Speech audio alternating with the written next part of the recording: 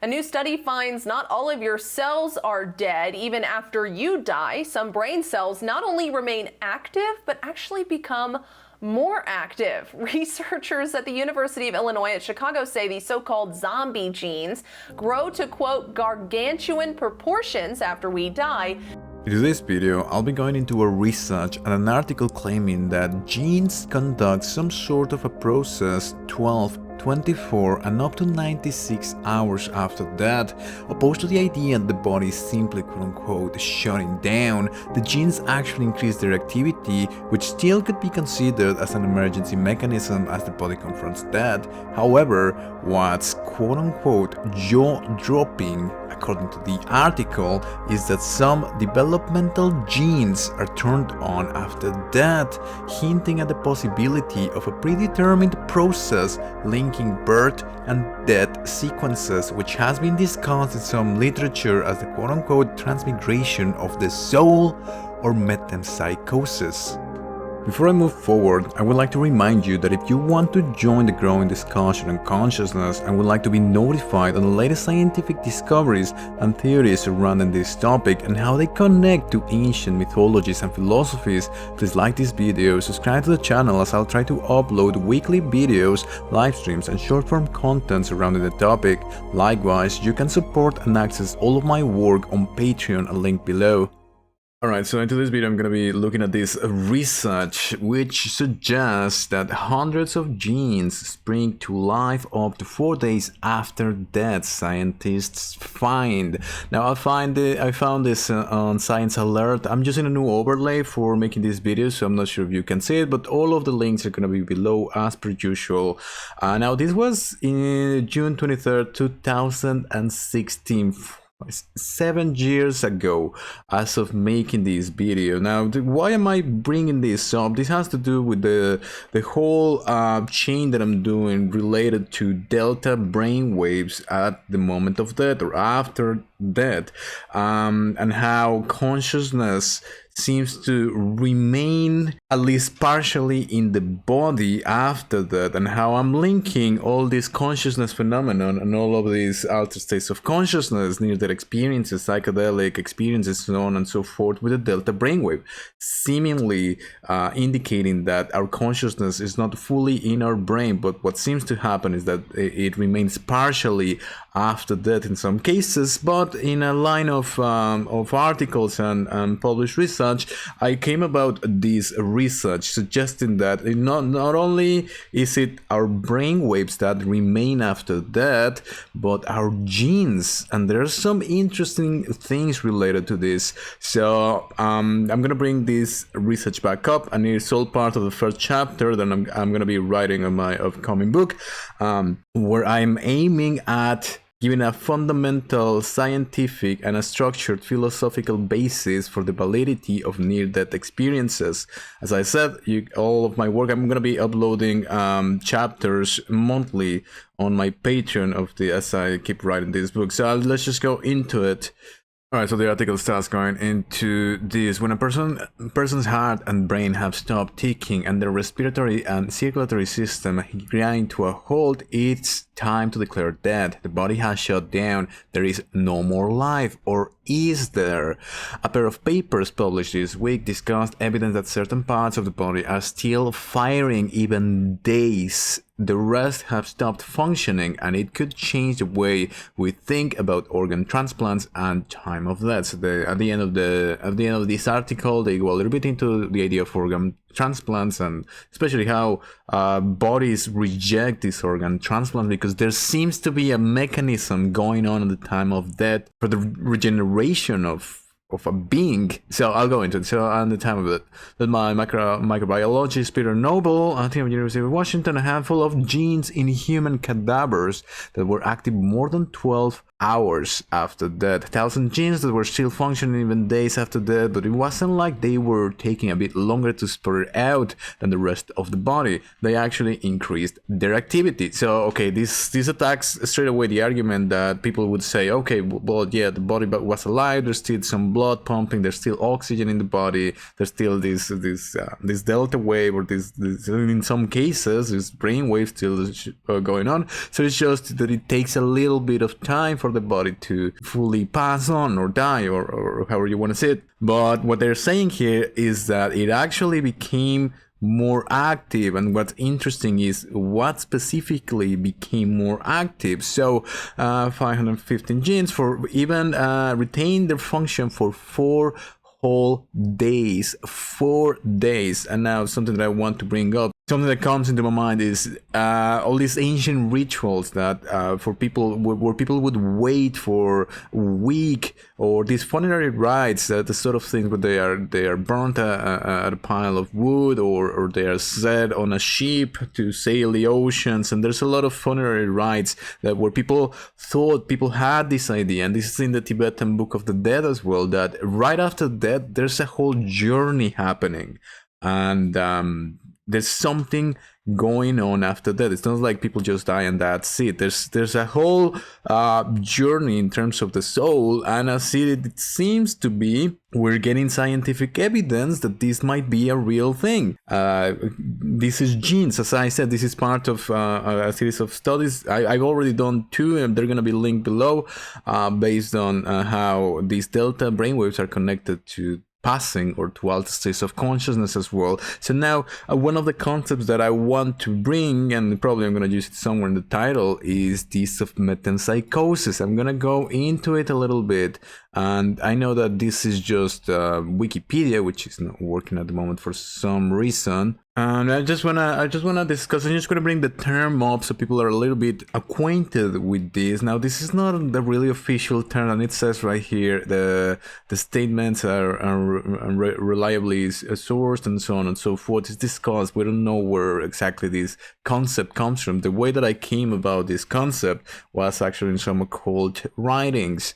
a long time ago, and it was a little bit gloomy and a little bit strange, and they talked about this process of metempsychosis. So in philosophy, is the transmigration of the soul, especially its reincarnation after death. So amongst the circles that discuss near-death experiences and some of the other altered states of consciousness, and the conceptualization that reincarnation might be a real thing, a lot of questions are brought forward.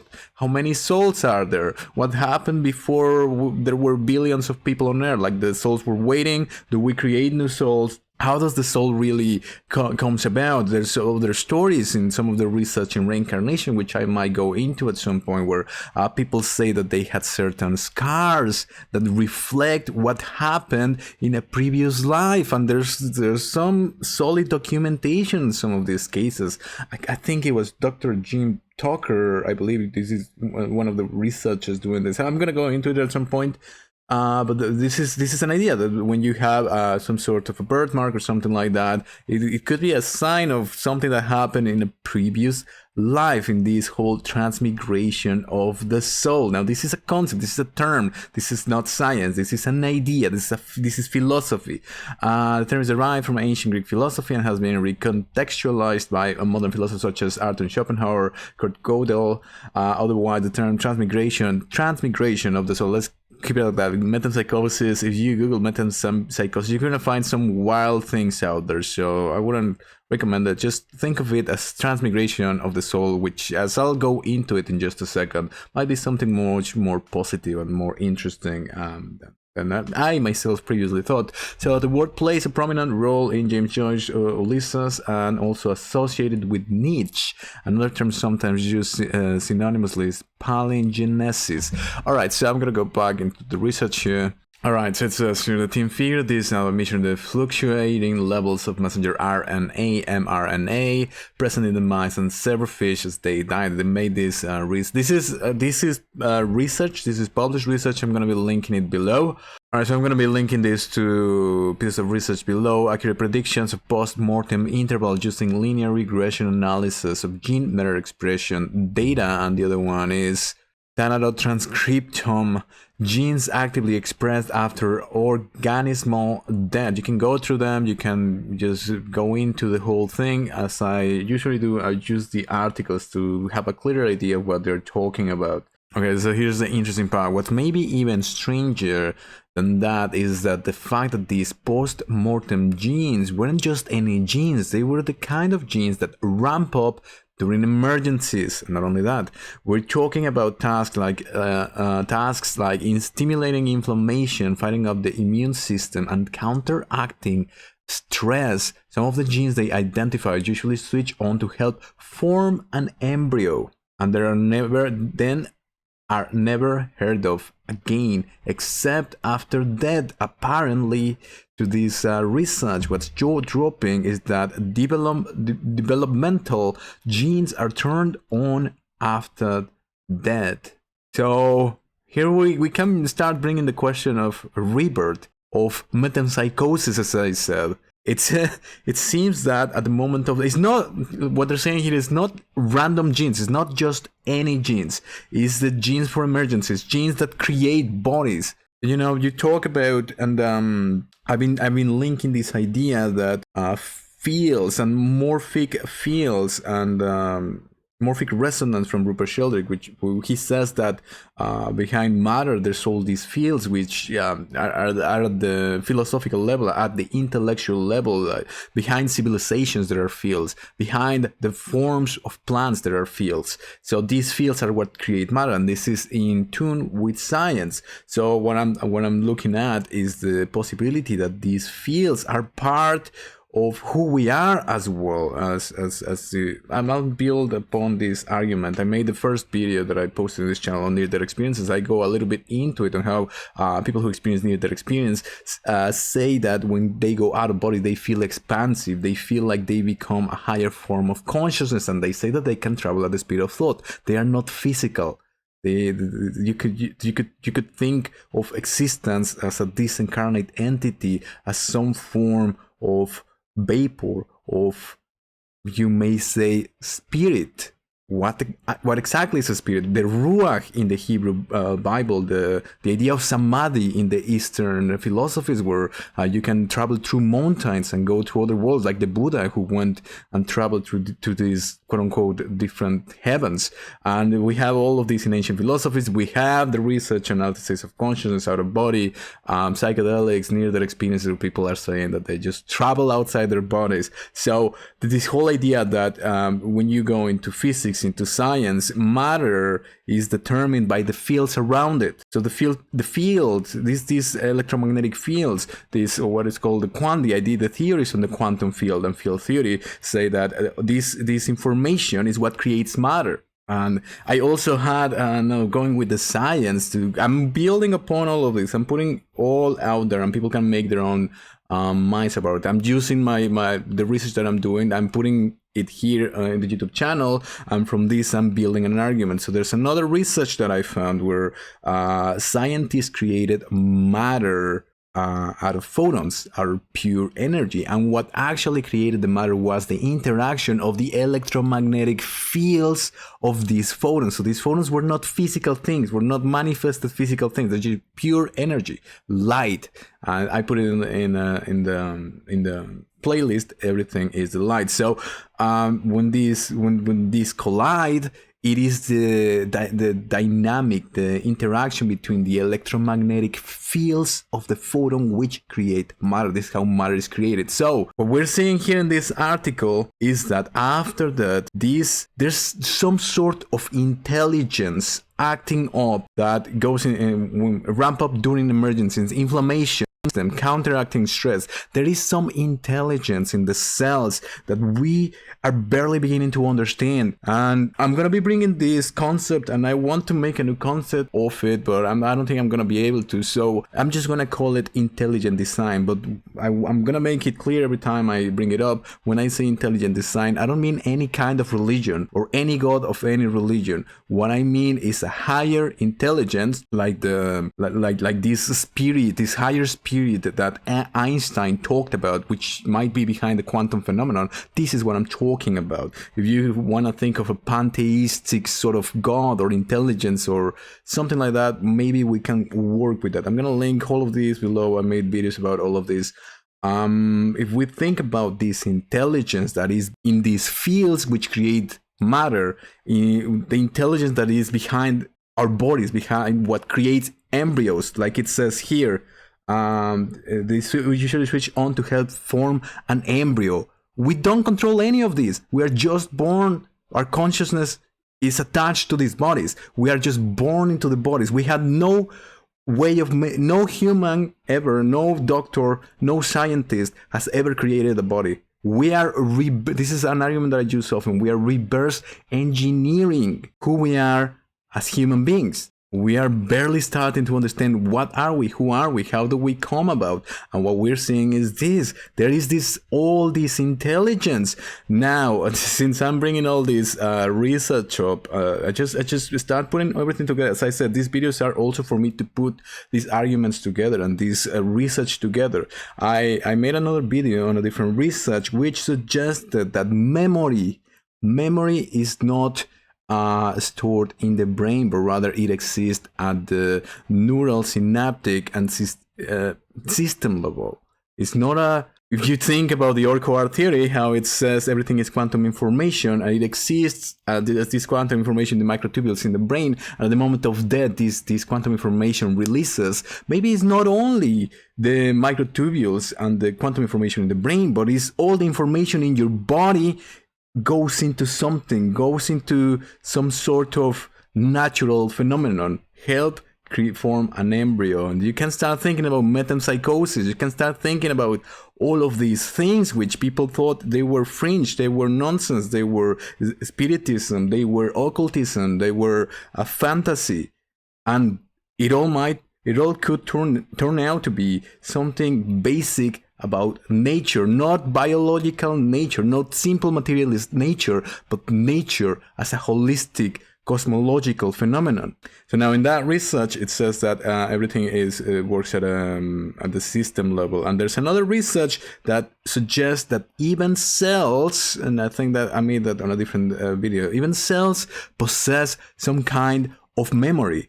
So we're talking about intelligence in all of these cells, intelligence in what creates us, intelligence in our genes that we do not control, what our consciousness is and what our genes are. It's something perhaps apart, but in a way somehow weaved in together. So this is what is jaw-dropping about. This is the developmental genes are turned on after death. Is this just a mistake? Is this just some nonsense?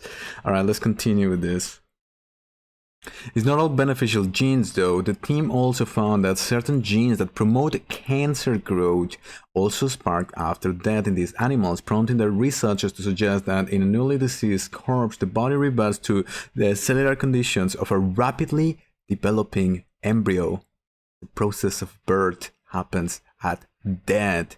And you know, as you go into metempsychosis, the idea is that you go into a stage where if the body decides to reincarnate, the information of the previous body slowly starts transmigrating into a new system. And if you tie some of the ideas of the Pardo Total, the Tibetan Book of the Dead, and how the consciousness is just roaming the world looking for a new place to be reincarnated, or perhaps how some of the literature on QHHT or some of the near-death experiences suggest that you go into a place where you plan your new life or whatsoever, that comes on the conscious level. In the more physical and the more holistic level, what's happening is that this information, as I said, we might be living in a hologram of information, is being captured, is creating something new. It's quite complicated. It's we got the science. It's saying so. When we think about the intelligence of nature, there's very few mistakes in nature. There are mistakes. Maybe we call them mistakes. I don't know. They go with that argument somewhere here.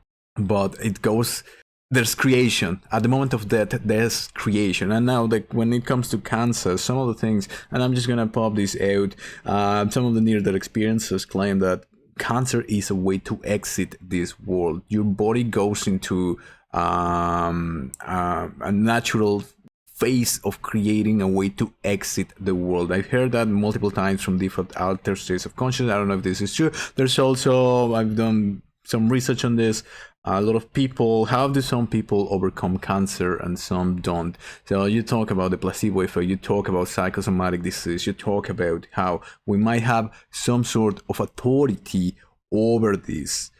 Okay, maybe building a new body and trying desperately to reanimate a dead body are pretty much the same thing to the 100 of zombie genes, as I said. Is the going to reanimate? Are they trying to reanimate, or is there something else? Is this a mistake so the body doesn't recognize anything, and its nature is just too intelligent to not see this? Okay, though these are hard-working genes, will never be strong enough to actually get the job done and bring a dead mouse, zebrafish, or human back to life.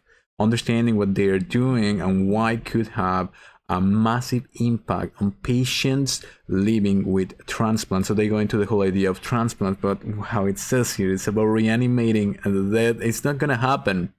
At the same time, sometimes a lot of people also do claim that they have these quote-unquote miraculous healings during their near-death experiences, and there's no way that they could have come back from some of the things that they endure, but they do manage to come back. And when you think also about delta brainwave sleep, what happens during this deep sleep is that the body is regenerating itself. There's this natural instinct of the body to create, to regenerate itself. All the genes, all of at the cellular level, everything is working in a way to recreate maybe itself, maybe a new thing. And as I've been saying, maybe we can start thinking about this concept of metempsychosis. I found this research really interesting. The whole concept of the body trying to regenerate itself, trying to go into and acting up and activating what was activated when we were being formed in the womb, when we were created, is something that happened. This seems to be happening after that. Now, this is, as I said, this is adding to the idea that in some cases the brain remains active after that. We had that first EEG study. All the relevant links are below, and all of this comes with some further research that I'm going to be putting forward relating to these delta brainwaves, which state that there's some sort of consciousness happening. And my argument is that there is partial consciousness after that, and there is this sort of threshold where people who go through near-death experiences say that they feel that if they cross a certain thresholds, there's no way back in their bodies. I think that's what's happening at the physiological level. What's happening is that the whatever consciousness is or soul is partially attached to the body, and there's a process of death after death that we have no idea what it is.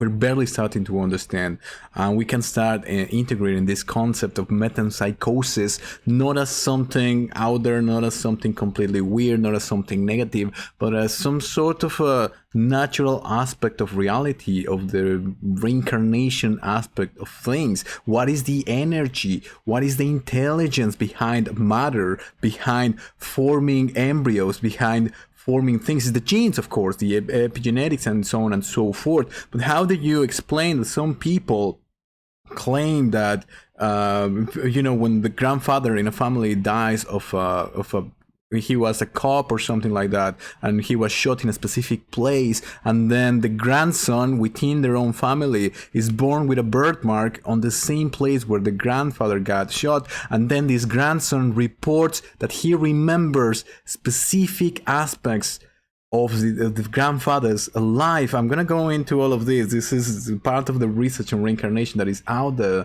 So we're starting to see that there might be something going on after that. There seems to be consciousness after that. There seems to be transcendence after that. And I'm not even going into the fantastic narratives that are beyond that and where people are coming up with these experiences. I'm just looking at the basis and putting things together in terms to finding scientific fundamental analysis and a structure philosophy, a basic philosophy, a basis for the phenomenon. As I always say, all the links are going to be below. I put this forward so you can make your own research and your own understandings. I do like to go a little bit into it and speculate on things, and I'm building a more formal argument in my book. You can access all of my work on my Patreon. I'm going to be writing and uploading monthly chapters of this as I go with it. Thank you so much for watching, and maybe I'll see you in the next one.